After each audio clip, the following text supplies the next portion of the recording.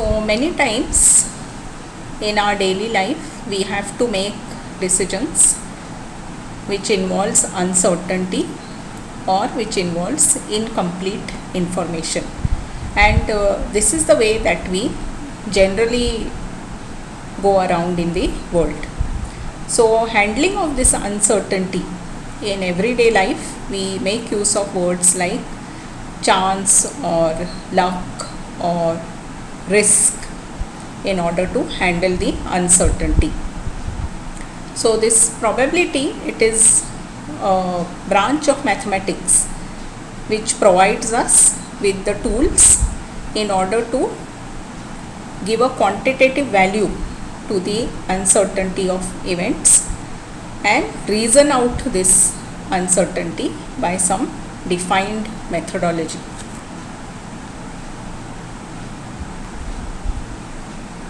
So let us say, for example, that from our news network we get some information about the weather, and let's say that the probability of precipitation is something like 85%, a very high precipitation.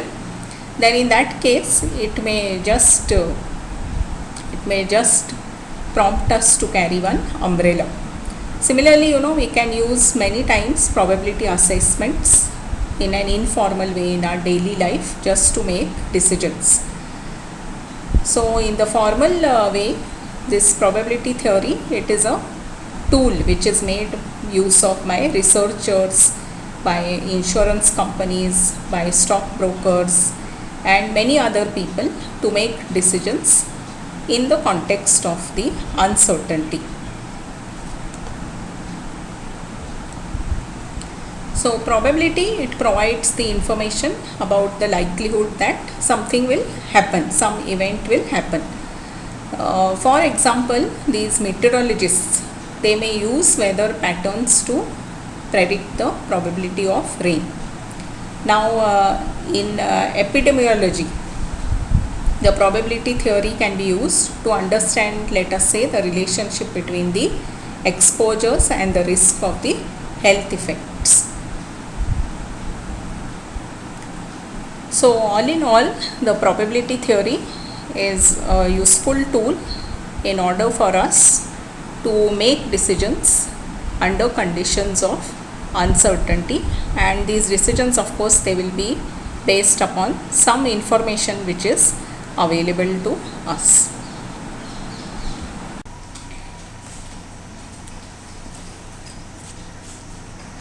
A random experiment is also called an act, trial, operation or process.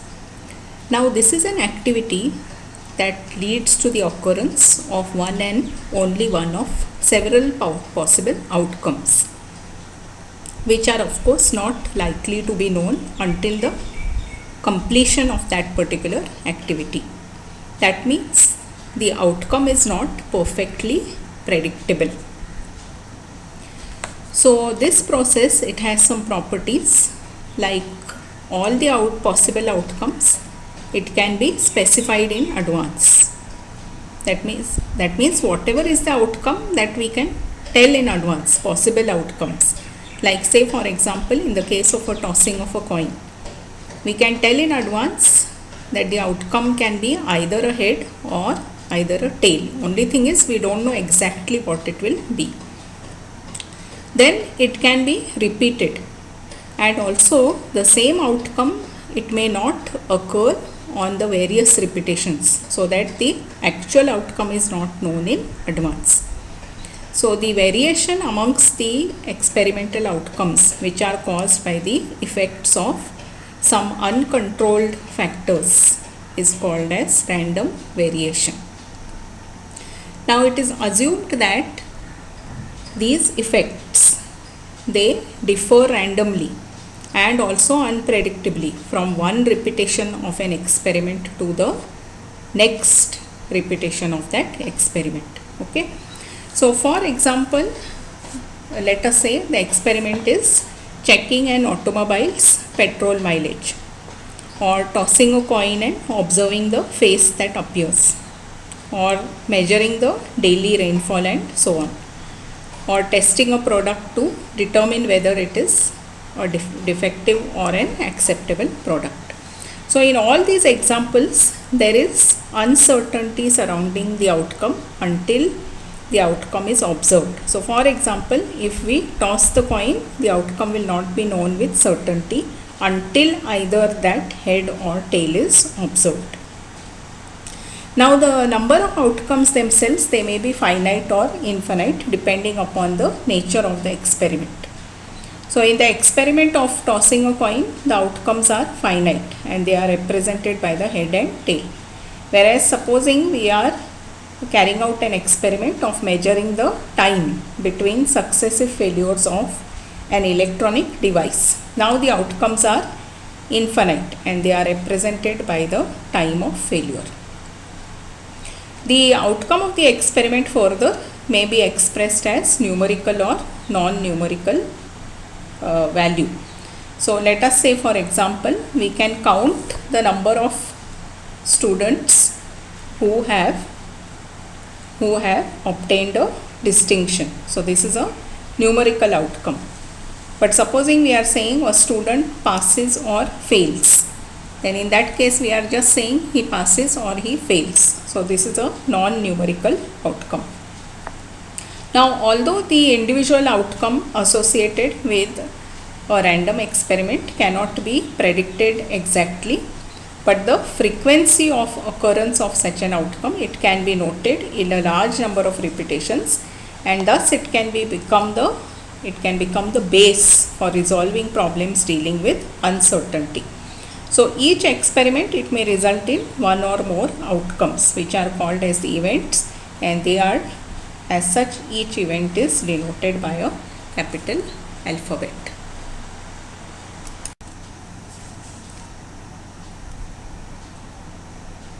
Now we are going to see what is a sample space. So the set of all the possible distinct outcomes or the events of a random experiment, it is called the sample space. Now regarding the sample space, no two or more of these outcomes, they can happen at the same time, and also exactly one of the outcomes, they must occur whenever that experiment is performed. So the sample space, it is denoted by the capital letter S.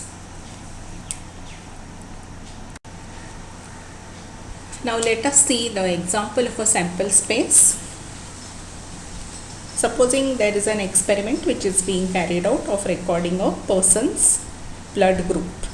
Now the four possible outcomes of this experiment, they are the four simple events, and these simple events are E1, we are calling it as, it can be blood group A, E2, it can be blood group B, then E3, it can be blood group AB, or E4, it can be blood group O. Now why we are calling this as simple events? That is because the basic possible outcome of this experiment, it cannot be broken down into further simple outcomes. That means we just say blood group A, blood group B, blood group AB, and blood group O. So here the sample space is E1, E2, E3, E4. Here you must note that we are not going to take cognizance of whether the blood group is A positive, A negative, or B positive, B negative. Like this way we are not talking about the blood group. Only we are saying whether it is A, B, AB, or O.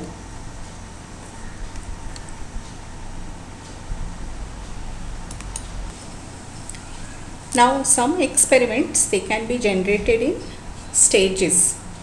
So the sample space, it can be displayed by means of a tree diagram. So each successive level of branching on the tree corresponds to one step which is required to generate the final outcome. So here you are seeing on the screen that we are now interested in knowing, along with the blood group, also the R factor. So therefore you can see the branch First we start with blood group. Now then there are 4 branches. Now these 4 branches A, B, AB and O. And after that A branches out to E1, which is A positive, E2 which is A negative. Likewise B branches out to E3, B positive, E4, B negative and so on. So totally here what has happened? The total number of outcomes that we have got over here is 8. So these 8 events will now form the sample space of this particular experiment.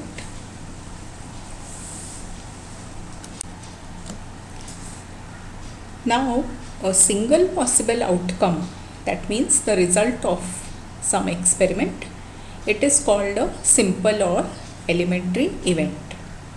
So event is the collection or set of one or more simple events of an experiment in the sample space and having a common specific characteristic. So for example, supposing we say that we are carrying out one experiment of tossing 2 coins. So the possible outcomes are 2 heads, first head then second tail, or first tail then second head, or 2 tails. So the simple events in this particular collection are head or tail. Now other examples of events are, suppose for example 5 customers are at a service facility in 1 hour, or let's say telephone calls which last no more than 5 minutes, or let us say 80% marks and above in the examination. So all these we can say that they are the examples of events.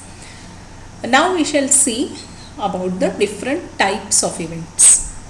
So first of all, mutually exclusive events. Now if 2 or more events cannot occur at the same time or simultaneously in a single trial of an experiment, then such events they are called as mutually exclusive events or disjoint events. So in other words, what we can also say is that 2 events are mutually exclusive if the occurrence of one of them prevents or rules out the occurrence of the other. So for example, if we roll a die, then the numbers 1 and 2 they cannot occur simultaneously on the roll of a dice. Now suppose we are given a set of events A1, A2 and so on up to An. So they are said to be mutually exclusive if the intersection of the 2 events is a null set. That means it is impossible to observe some event which is common to both A1 and A2. So these are called as the mutually exclusive events.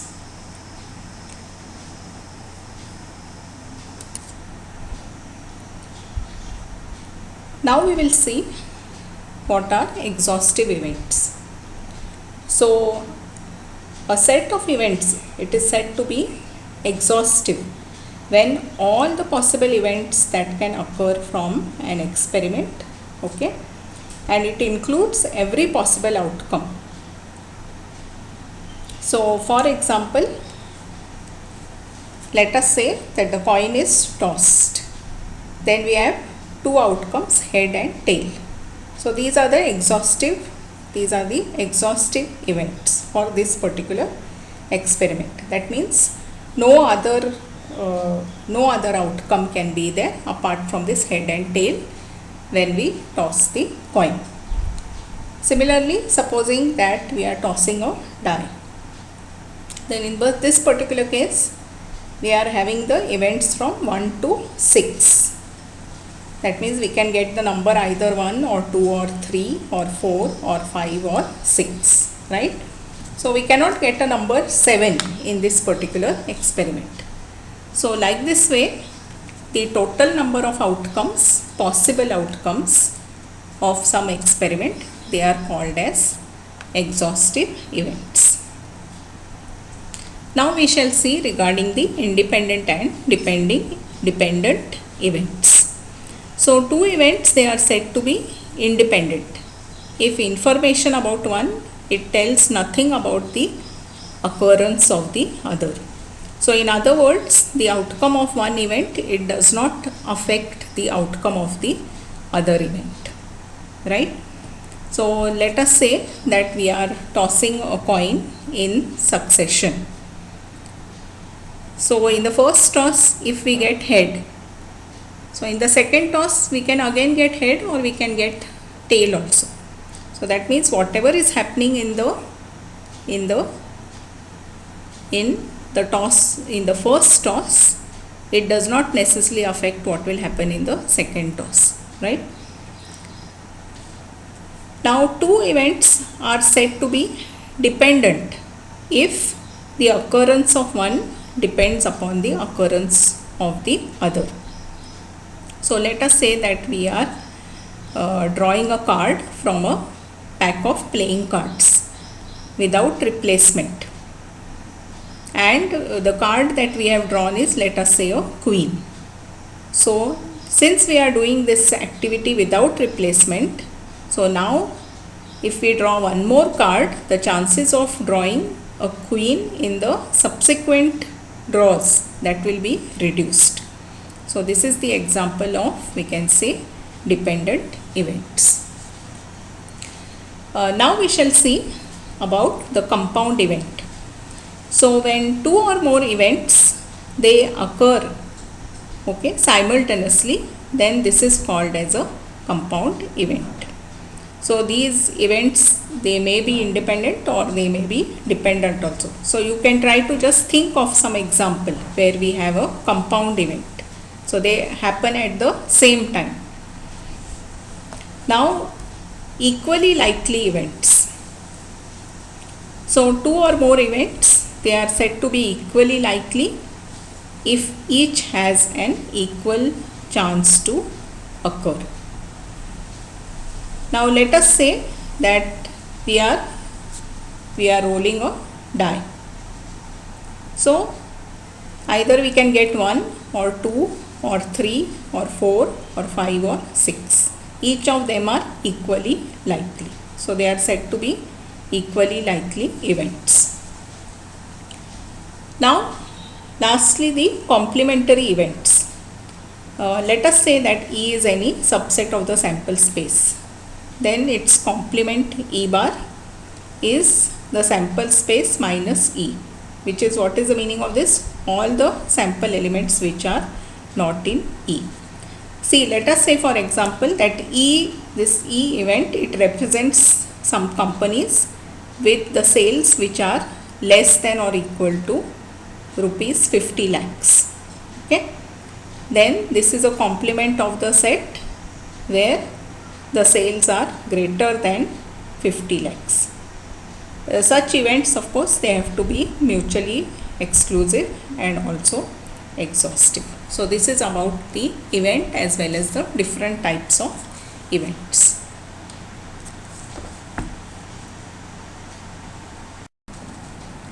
So now that we have seen the definition of the event and the different types of events, we will see some important results. So if A and B are two events which are defined, then just see the notations which are being used. A union B indicates either A or B or both occur. Then A intersection B, it indicates both A and B occur. Then A bar, this bar indicates the complement of A, indicates that A does not occur. Then A bar intersection B bar, it indicates both A and B do not occur. A bar intersection B, it means A does not occur but B occurs, and A intersection B bar, it means that A occurs but B does not occur. Now we are going to see the important concepts of permutations and combinations which will be required while solving the problems on probability. So by permutations, what we mean is the ordering or the arrangement. So by using the concept of permutation, we can find out how certain objects or the number of ways in which the objects are arranged. So over here in the diagram you can see that there are three people, A, B and C. So permutation tells us in how many ways these people A, B and C can be seated around this table, right? Whereas in the case of combinations, we get to know in how many ways these people can be combined. So we have three people A, B and C, and how can we combine them, and that too we want the combination in groups of 2. So we can have three combinations. See here, AB, BC and AC.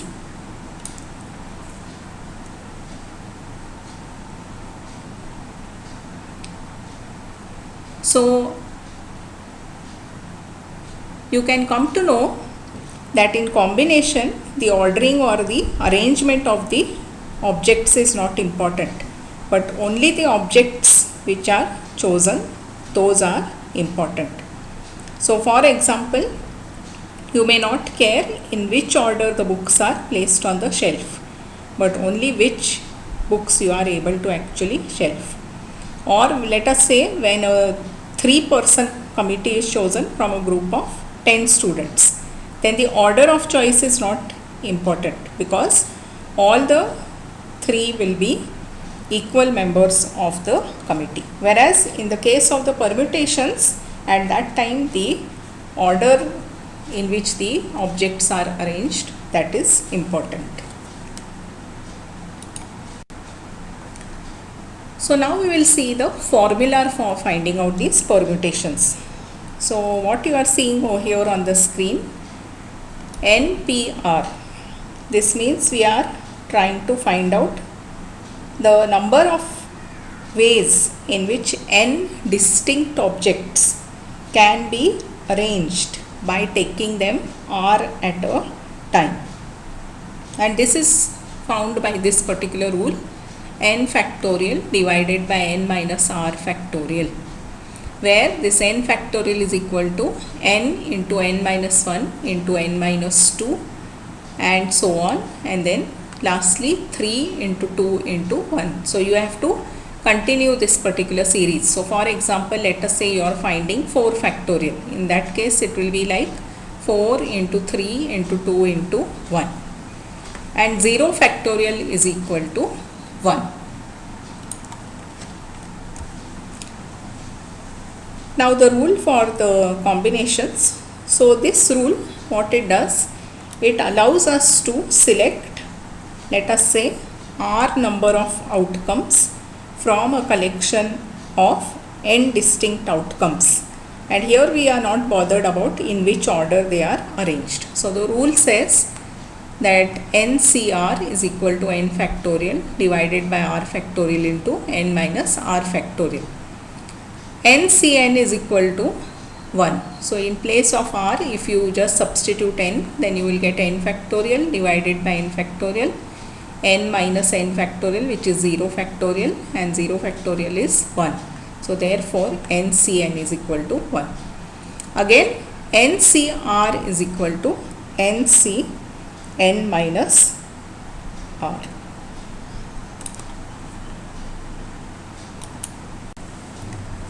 Now let us see an example which concerns combinations.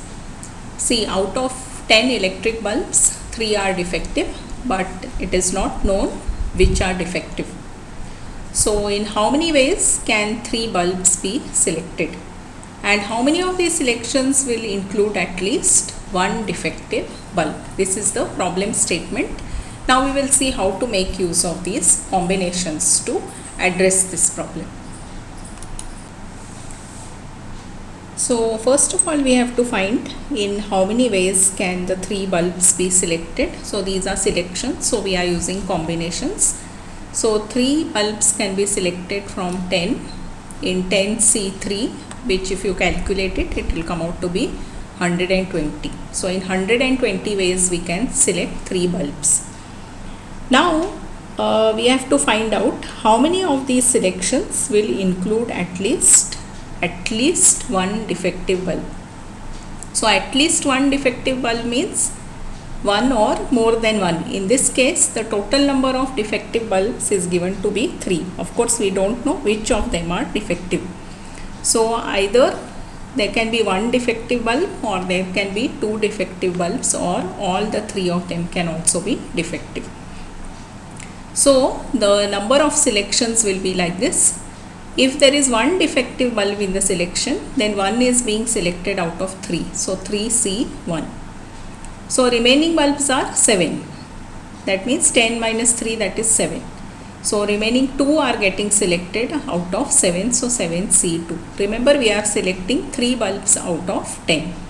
So that is why the total number is 3 over here. 2 plus 1, 3. And this 1 is coming from the number of defective bulbs.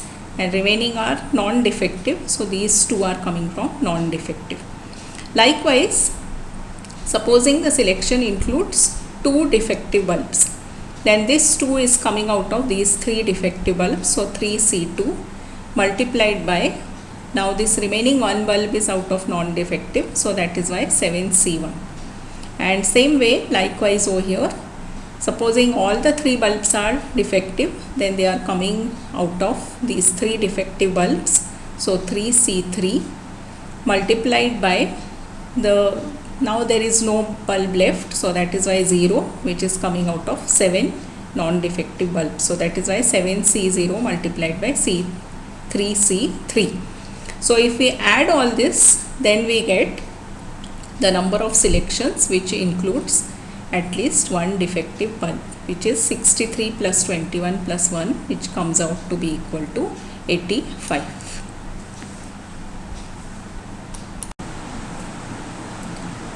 Now here is an example for you to solve. So you have to decide whether to use permutations or combinations. So this is the question. Out of 6 consonants and 3 vowels, how many words of 3 consonants and 2 vowels can be formed? So whatever answer you get that you just post it in the comment section which is below the video.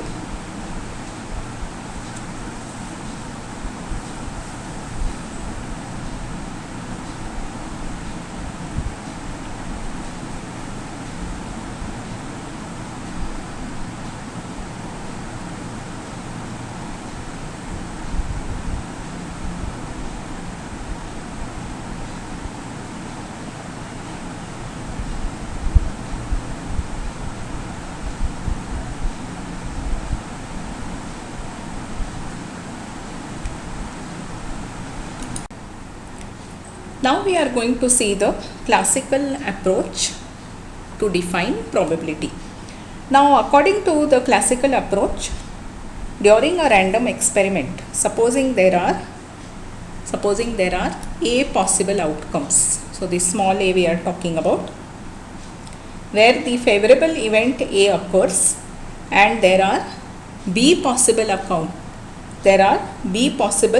outcomes where the event A does not occur, and all these possible outcomes are mutually exclusive, they are exhaustive and equally probable.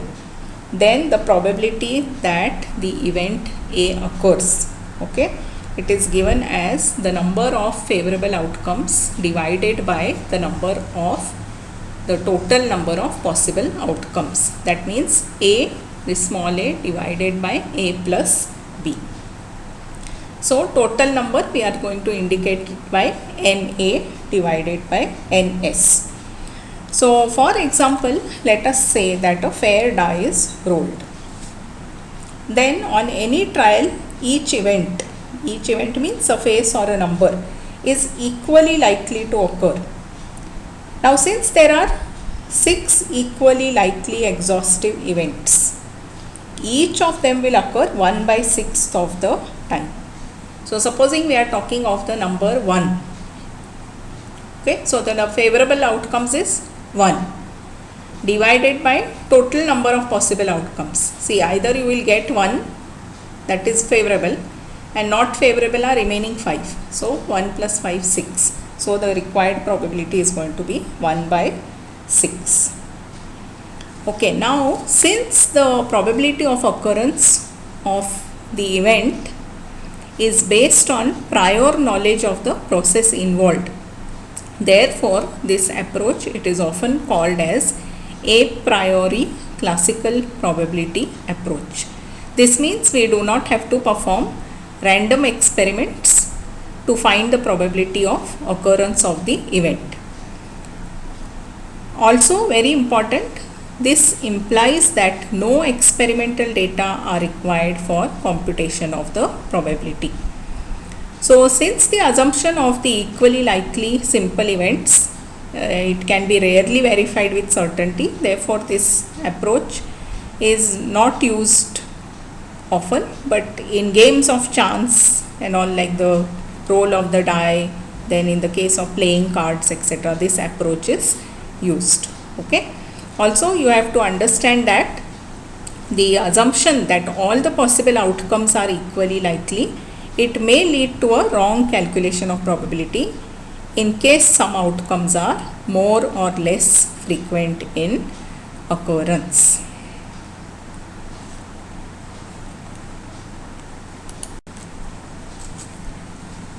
Now in situations where the outcomes of a random experiment are not all equally likely, or when it is not known whether the outcomes are equally likely, the application of the classical approach is not desirable in order to find the possible occurrence of the random event.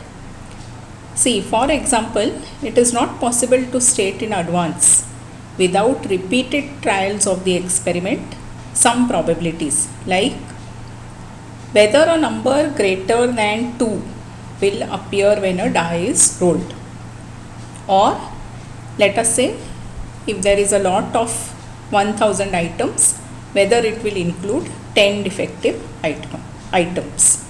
So in such cases we make use of what is called as the empirical approach for calculating the probability.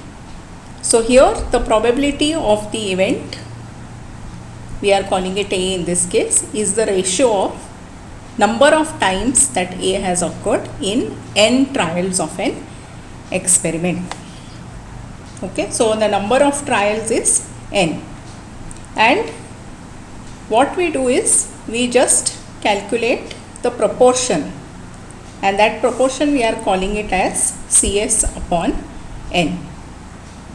So supposing, for example, if a die is tossed n number of times, and let us say that S denotes the number of times the event A, and the event A we are defining it as the number 4 or 5 or 6 occurs, then this ratio CS divided by n gives the proportions of times the event A occurs in n trials, and these are also called as the relative frequencies of the event in n trials. Now, although our estimate about the probability of A may change after every trial, yet we will find that the proportions CS divided by n, this proportion, it tends to just be around one unique central value as the number of trials becomes larger. So this unique central value is also called, of course, the probability of event A, and it is defined as you can see on the screen. Probability of A is equal to limit as n tends to infinity CS divided by n, where this CS represents the number of times that an event S occurs in n trials of an experiment. Now, since the probability of an event is determined objectively by repetitive empirical observations of the experimental outcomes, therefore it is also called as empirical probability. So some of the situations where we can apply this approach is commuting to work daily and observing whether or not a certain traffic signal is red and when to cross. Then surveying many adults and determining what proportion of these adults, let us say, they smoke, or maybe observing the births and noting how often the child is belonging to female gender. So like this way, for such types of situations we can use the empirical approach to calculate the probability.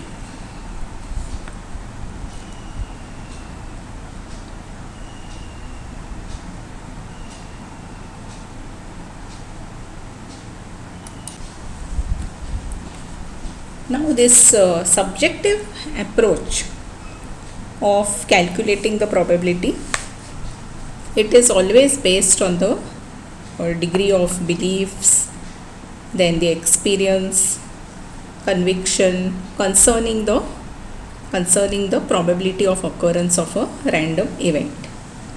So it is just a way to quantify an individual's beliefs or assessment or judgment about a random phenomenon. Now, probability assigned for the occurrence of an event, it may be based just on a guess or maybe on having some idea about the relative frequency of past occurrences of the event. This approach, it is to be used when sufficient data are not available or sources of information giving different results, they are not known.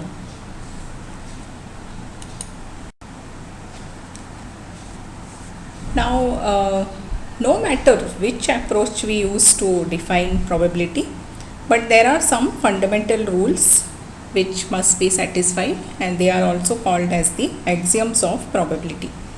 So what are these rules? As such, they state like this, that the probability value has to lie between 0 and 1. So in symbolic language we just say 0 less than or equal to probability of A less than or equal to 1. Then secondly, the sum of all the probabilities should be equal to 1. So probability of A1 plus probability of A2, likewise if we continue adding up to probability of An, all these should be equal to 1. Then probability of the empty set, this phi denotes the empty set. Probability of the empty set or the impossible event, that is equal to 0. And probability of A complement, that means the probability that an event does not occur, it is equal to 1 minus probability that the event occurs. So these are the axioms of probability, no matter which approach you use, whether you use classical approach or whether empirical approach or subjective approach, but these are as such fundamental rules, and the probability of any event A, it is governed by these rules. So now let us see an example. So the situation is like this, that there are some tickets which are numbered from 1 to 100. They are well shuffled and a ticket is drawn at random. So you have to find what is the probability that the ticket which has been drawn has an even number. Then secondly, the number 5 or multiple of 5. Thirdly, a number which is greater than 75. And fourth, a number which is a square. All these are separate probabilities which have to be calculated. So let's see the solution. So we will say that let A be the event of getting an even numbered ticket. Then in that case, out of those 100, we will have 50 even numbered tickets. So the number of points in A is equal to 50. So by our definition, probability of A will be 50 divided by 100. So that means 50 tickets will have even number. So 50 divided by total number of tickets, that is 100, which is 1/2. Then we will define the event B as the event of getting a ticket which is bearing the number 5 or multiple of 5. So that means B will be the set 5, 10, 15, 20, 25, so on, all multiples of 5, okay, and up to 100. So in this particular set there are 20 points. So probability of B is 20 divided by 100, which is equal to 1/5. Now we will define that let C be the event of getting a ticket which is bearing a number greater than 75. So C will be this particular set 76, 77 and so on up to 100, and number of points in C is equal to 25. So therefore probability of C will be equal to 25 divided by 100, which is 1/4. And finally we will define one event D, which is the event of getting a ticket number which is bearing a number which is square. So that means D will be this set 1, 4, 9, all these are squares of the numbers between 1 to 100. So 1, 4, 9, 16, 25, 36, 49, 64, 81, 100. Remember the tickets are numbered from 1 to 100. So we have identified those numbers which are squares within that particular set. So the number of points in this set is 10. So that's why the required probability is 10 divided by 100, which is equal to 1/10.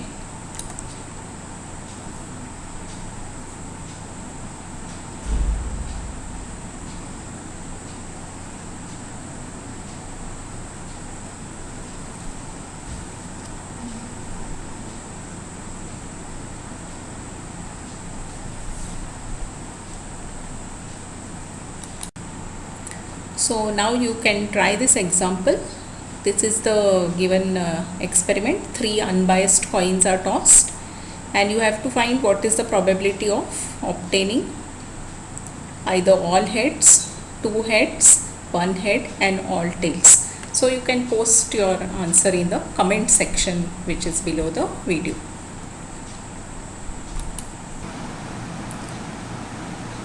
Now we are going to see some rules which will be useful while solving the examples on probability. So the first rule, which is also called as the rule of addition, it says that probability of A union B is equal to probability of A plus probability of B, where A and B are mutually exclusive events. So you can go back to the section where we had discussed the different types of events and just once again recall what are mutually exclusive events. Then probability of A union B is equal to probability of A plus probability of B minus probability of A intersection B. In this case, A and B are not mutually exclusive events. Next, probability of A complement is equal to 1 minus probability of A. Next rule is probability of A complement intersection B complement is equal to 1 minus probability of A union B. And probability of A complement union B complement is equal to 1 minus probability of A intersection B.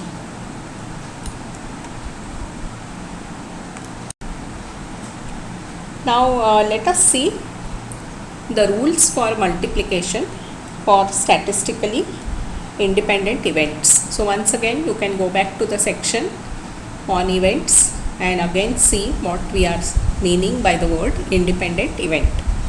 So first is marginal probability. So the marginal, or also it is called unconditional probability, it is just the simple probability of the occurrence of the event. So for example, if we toss a fair coin, then the outcome of each toss, it is the event which is independent of the outcomes of every other toss of that particular coin. So marginal probability is just the simple probability of the event. Now joint probability. So in the case of joint probability, it is the probability of two or more independent events which are occurring at the same time or in succession. So this is called as joint probability, and the joint probability is nothing but it is equal to the product of the respective marginal probabilities. So in this case you can see over here probability of A intersection B. This is joint probability. That means A and B are happening together. This is equal to, these are marginal probabilities. So this is equal to the product of the marginal probabilities, P of A into P of B. Then we have the conditional probability. So conditional probability means it is probability of some particular event which is occurring when it is given that one other event has already occurred. So how we write it is like this. See, probability of A given. So this vertical line which we are writing over here, that stands for given. So probability of A given B, that is equal to probability of A, in which case if this A is the A and B are independent events. Again we have got probability of B given that A has occurred, that is equal to probability of B, and here you have to remember that A and B, they are the independent events.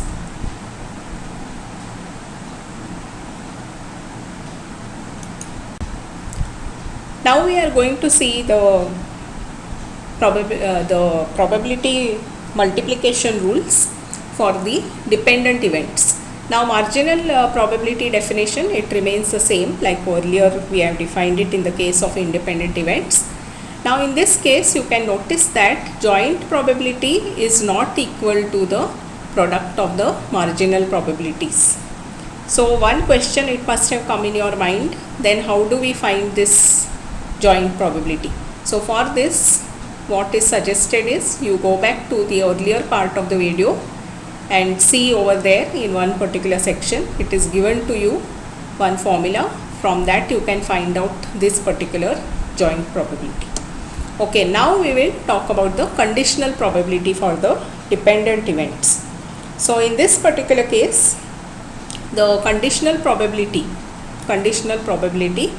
of the event B, given that this event A, it has already occurred, is probability of A intersection B divided by probability of A, and probability of the event A given that the event B has already occurred, it is probability of A intersection B divided by the probability of B. Now let us see one example. So this is the problem statement. Out of these 500 components, 15 have a working defect and 20 have a structural defect. There is one assumption that no component has both the defects. Now what is the probability that a selected component will have either type of defect? That means if you select one component at random, it could have a working defect or it could have a structural defect, and the important assumption in this particular problem is that no component has got both the defects.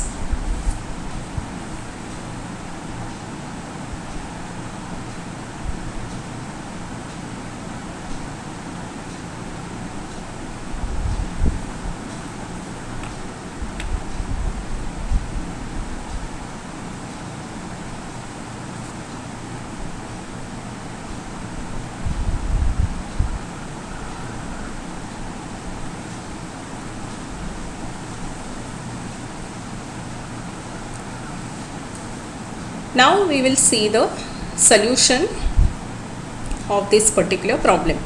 So first we are going to define some events.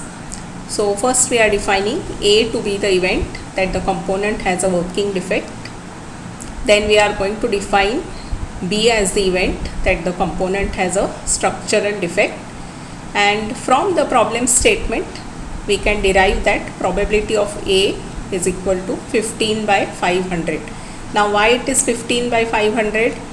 Of course you may be recalling the basic definition of probability, but in case you don't, you can go back to that part in the video where the basic definition of probability has been discussed.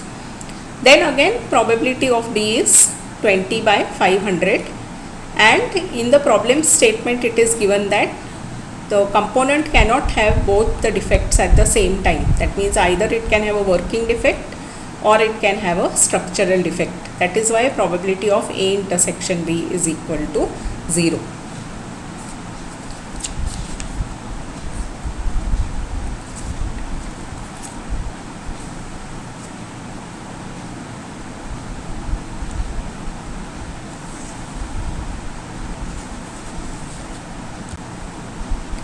Okay, now continuing with the solution, we are finding out the probability that a selected component will have either type of defect. Now either type of defect means we are going to find probability of A union B. So as per our formula, probability of A union B is probability of A plus probability of B minus probability of A intersection B. So just we are substituting the values which earlier we had found out over here, and we are getting this answer, that is 0.07. So this is the probability that a selected component will have either type of defect.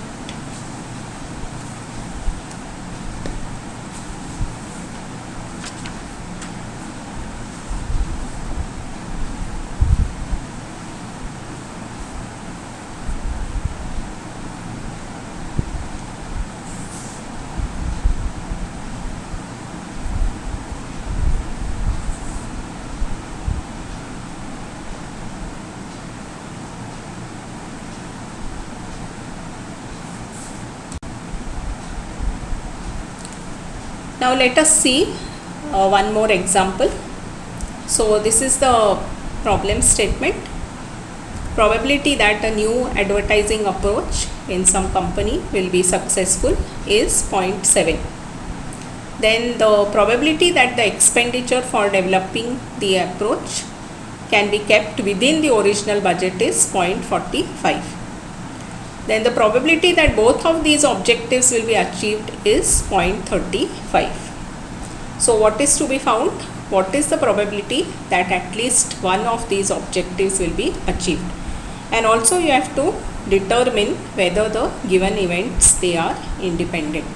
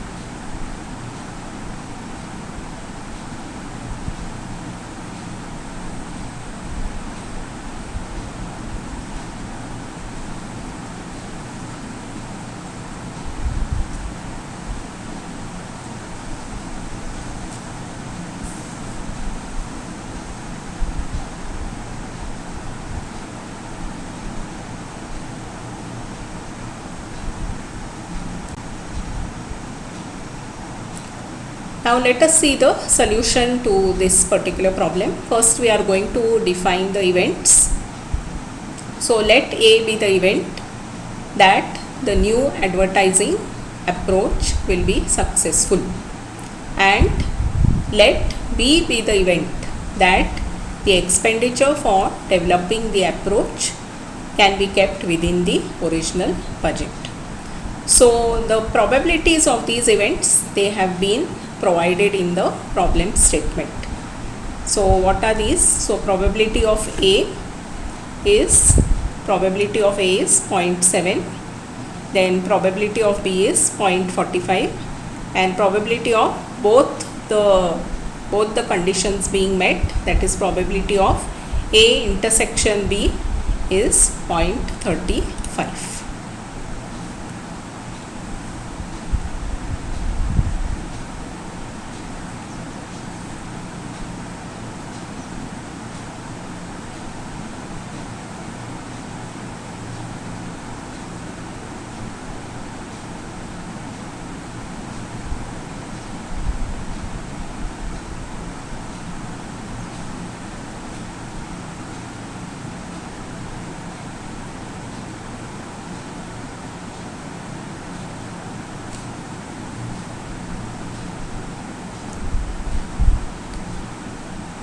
So continuing with the solution, what are we finding out? We are finding out probability that at least one of these objectives will be achieved. That means we are finding out probability of A union B. So as per the formula, probability of A union B is equal to probability of A plus probability of B minus probability of A intersection B. Now we are going to simply substitute the values.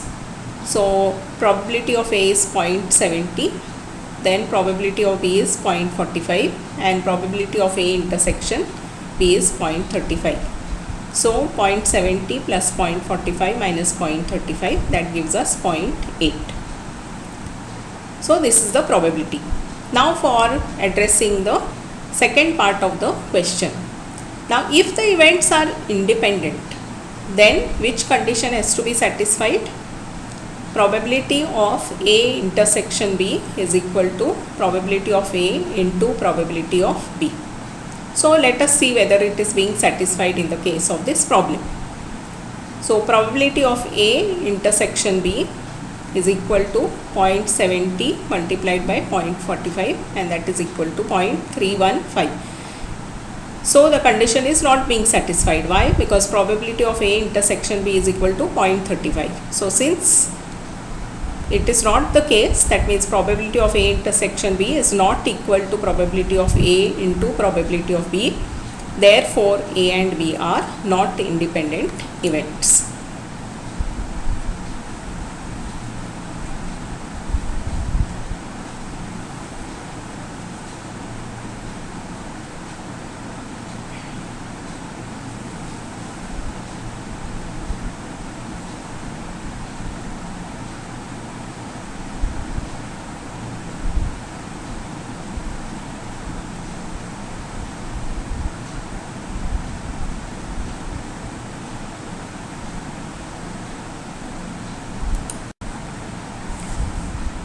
Now in the next example,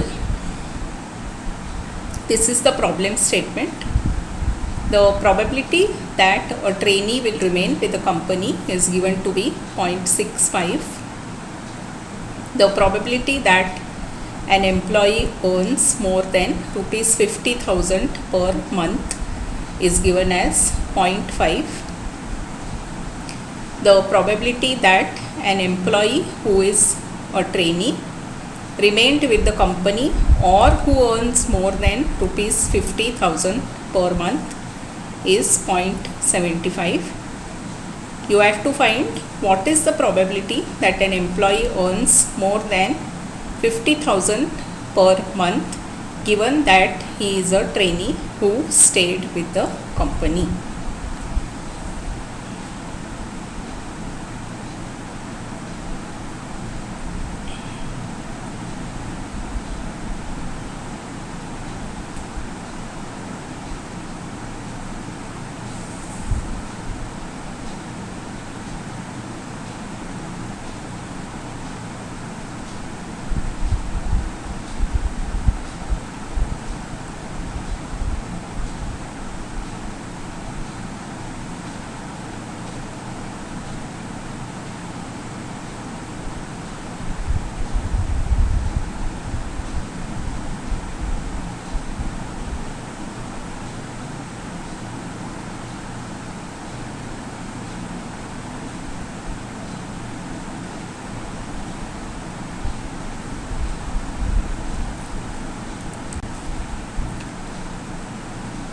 Now let us see the solution.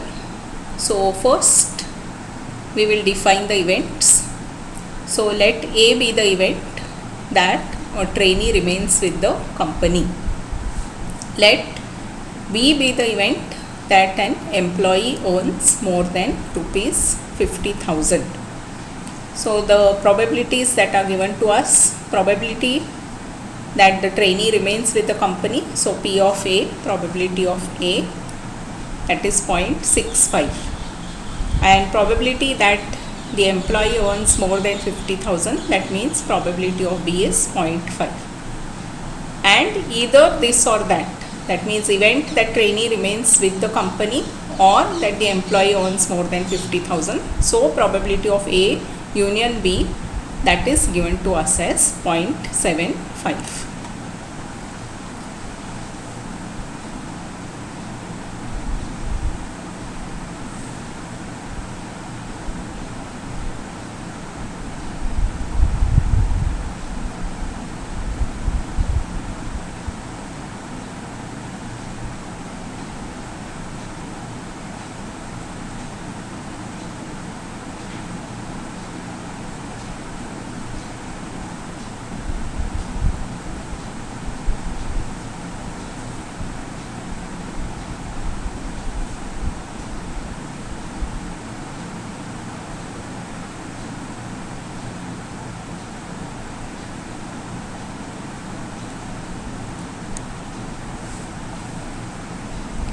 So to continue, now the probability that an employee earns more than 50,000 per month, given that he is a trainee who stayed with the company, it is what we have to find.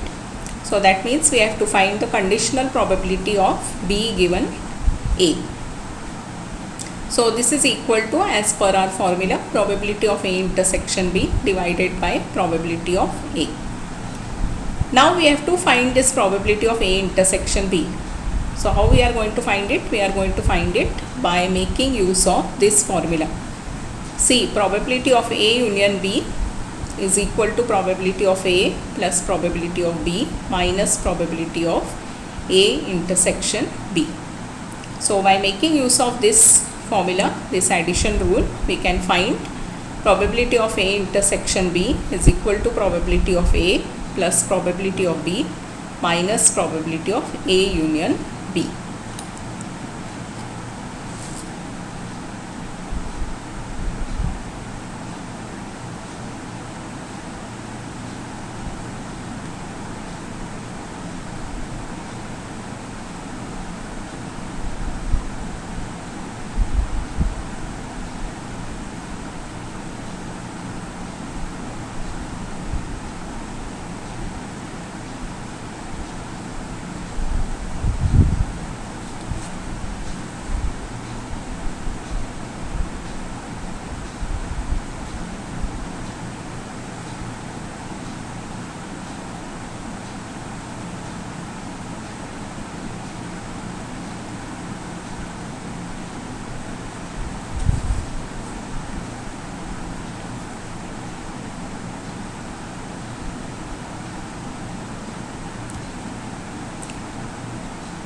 So after substituting the values, we find that probability of A intersection B, it is equal to 0.4.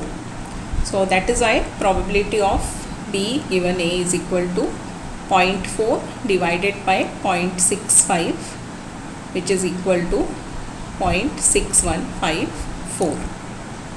See, here we are doing the rounding up of the decimal places. So normally we in statistics we do the rounding up to maybe 2 or 3 or 4 decimal places.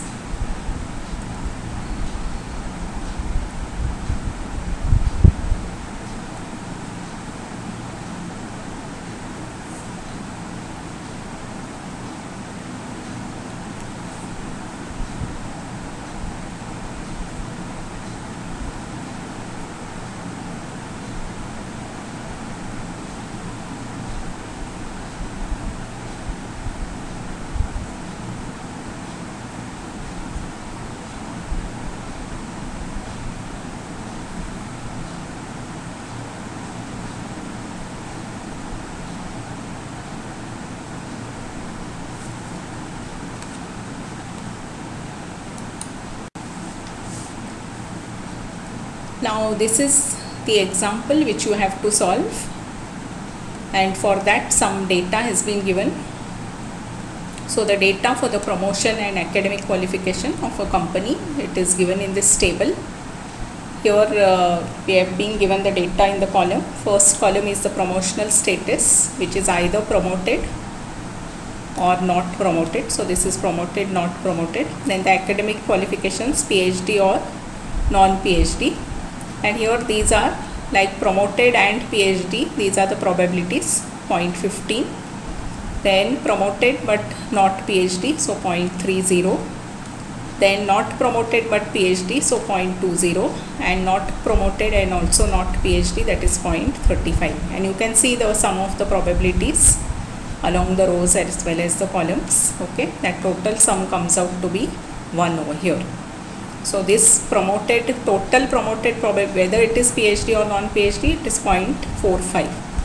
Then not promoted, whether it is PhD or not PhD, it is 0.55. So the total sum is 1. Similarly over here, probability that the person is PhD holder is 0.35, not PhD holder is 0.65, and again that total probability is 1. So this is the data which has been provided.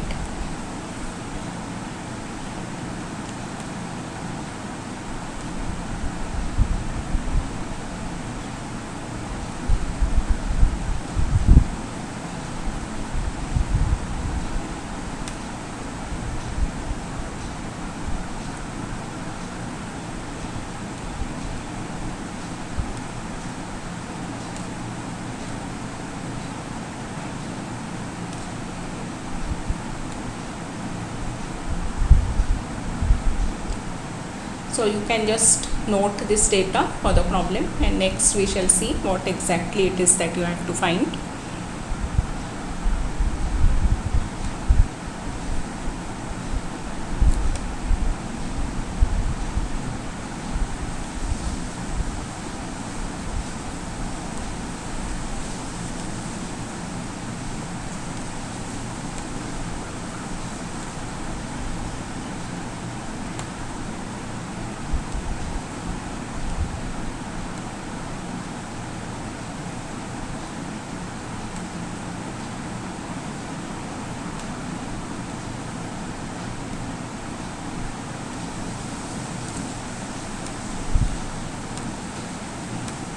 So this is the question now.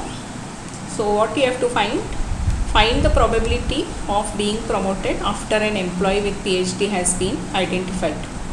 And secondly, you have to find the probability that if a promoted employee is chosen, then she or he is a PhD. So these are the two questions which have to be answered by you. So once you find the answer, you can just post your answer in the comment section which is below the video.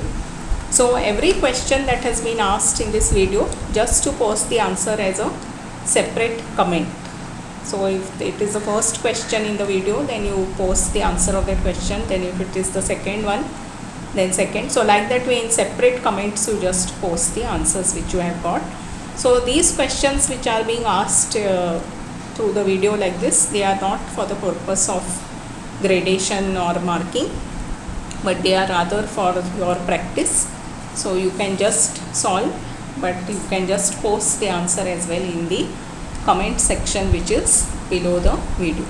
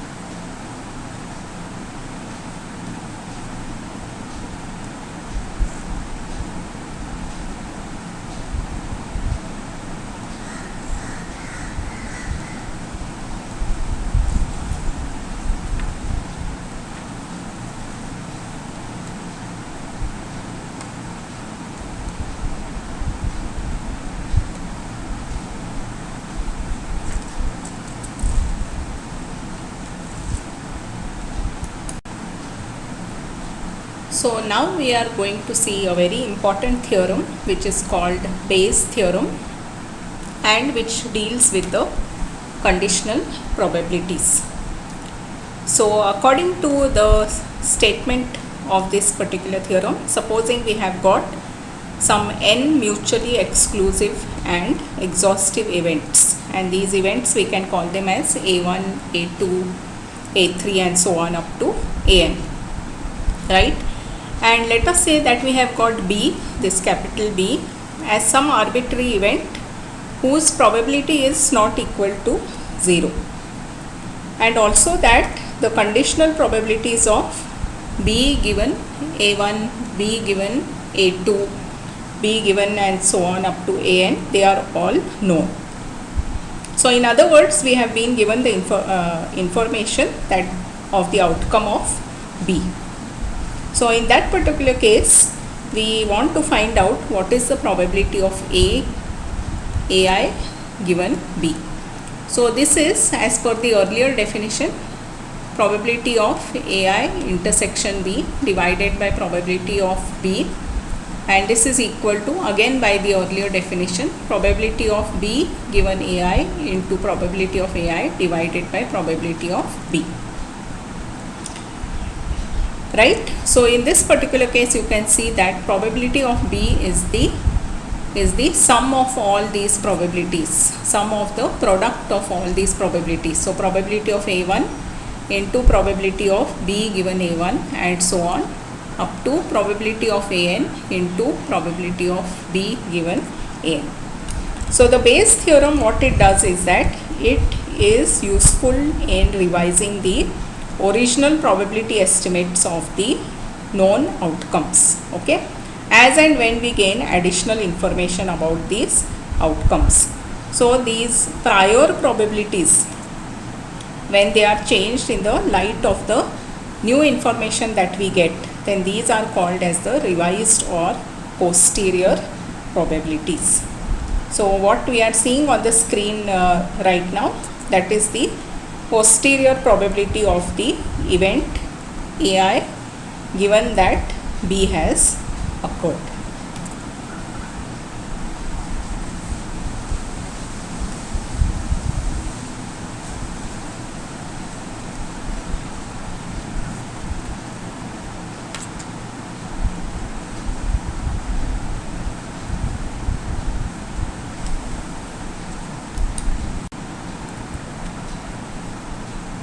So now let us see the example. So this is the problem statement. An item is manufactured by 3 machines, X, Y and Z.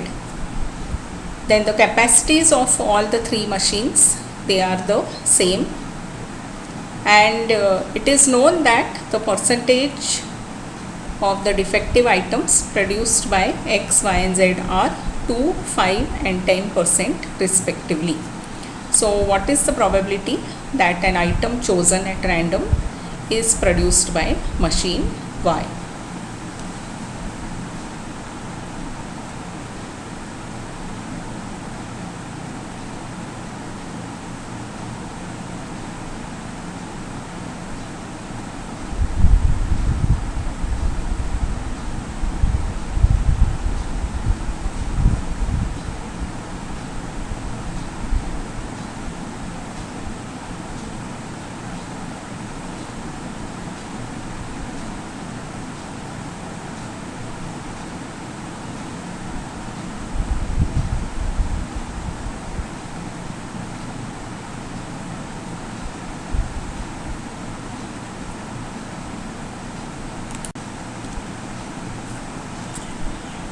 Now let us see the solution. So first of all, we will define one event A, and we will say that A stands for event that the item is defective. Now what are the prior probabilities? That means the known probabilities. See, there are 3 machines, right? So first we have to choose one machine. So probability of choosing machine is, out of 3 we are choosing one machine, right? So that is 1 by 3, and it is the same in the case of all the 3 machines. Then we have been given the probability which probability we have been given? Probability that the defective items produced by X, Y and Z.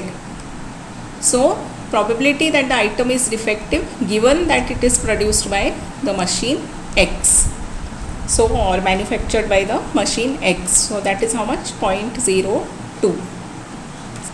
Now remember, the percentage defective items has been given, so that is why probability is 0.02. 2% means 0.02 in terms of the probability. Then probability that the item is defective given that it has been manufactured by this machine Y, that is of course in terms of the probability 0.05. 5% means 0.05. Then probability that the item is defective given that it has been manufactured by the machine Z, that is equal to, in terms of the percentage, it is given as 10%, so that comes to 0.10. So all these are the prior probabilities.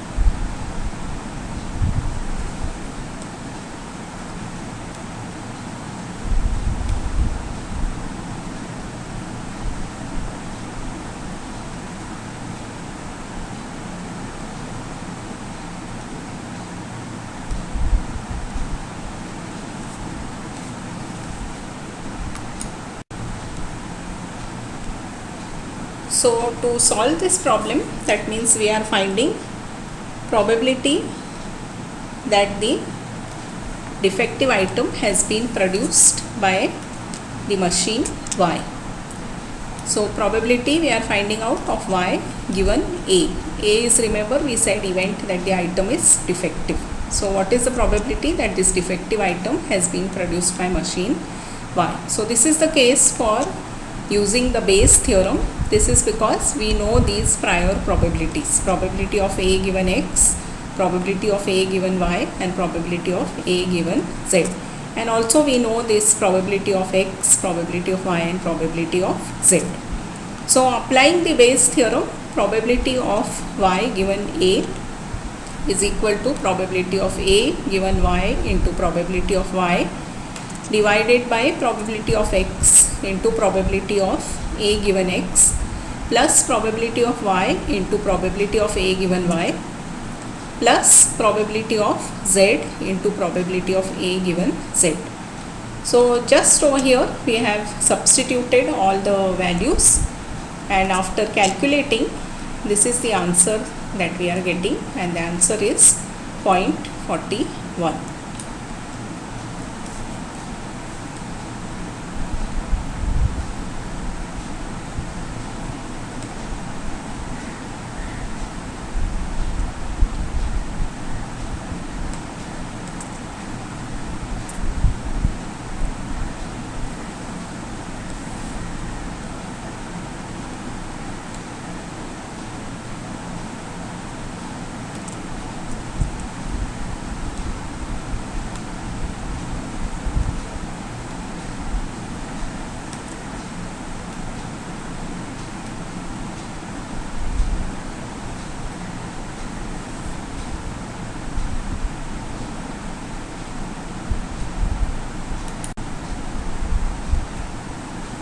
Now here is a problem which you can solve, which is again based on the Bayes theorem. So this is the problem statement. In a bolt factory, machines A, B and C, they manufacture respectively 25%, 35% and 40% of the total output. So of the total of their output, 4 and 2% are defective bolts. A bolt is drawn at random and it is found to be defective. So you have to find what is the probability that it was manufactured by machines A or B or C. So these are going to be separate calculations, and the hint that is being given to you is that you have to make use of the Bayes theorem to calculate these probabilities. So once again, whatever examples have been given for you to solve, you just post your answers in the comment section below the video, and post the answers separately so that I can come to know which particular answer you have given to which problem.